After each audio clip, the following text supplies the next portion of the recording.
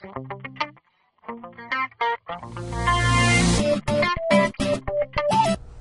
product rule for derivatives. Use the product rule to find the derivative of any function in the form of y equals f of x times g of x. That is, y must be the product of two or more functions. When this is the case, we compute the derivative of y as follows. Y prime equals the first function times the derivative of the second, plus the second function times the derivative of the first. Note that the product rule does not allow us to compute the derivative by simply multiplying f prime times g prime.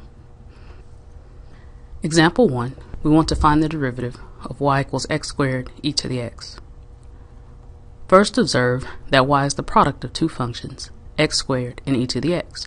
Therefore, we must use the product rule to find y's derivative. Applying the product rule formula, y prime is equal to the first function, x squared, times the derivative of the second function, e to the x, plus the second function, e to the x, times the derivative of the first, x squared. Computing those derivatives, the derivative of e to the x is e to the x, and the derivative of x squared is 2x. Therefore, my final answer for the derivative is x squared e to the x plus 2x e to the x. Example 2, we want to find the derivative of y equals 5x sine x minus 3 tangent of x. Observe that the first term of y is the product of 5x and sine of x. Therefore, we use the product rule to find the derivative. Applying the product rule formula, y prime is equal to the first function, 5x, times the derivative of the second, sine of x, plus the second function, sine of x, times the derivative of the first, 5x. In the second term, I subtract 3 times the derivative of tangent of x.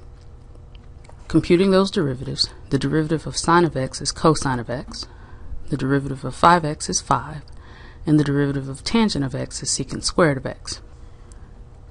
Therefore, my final answer for the derivative is 5x cosine of x plus 5 sine x minus 3 secant squared of x.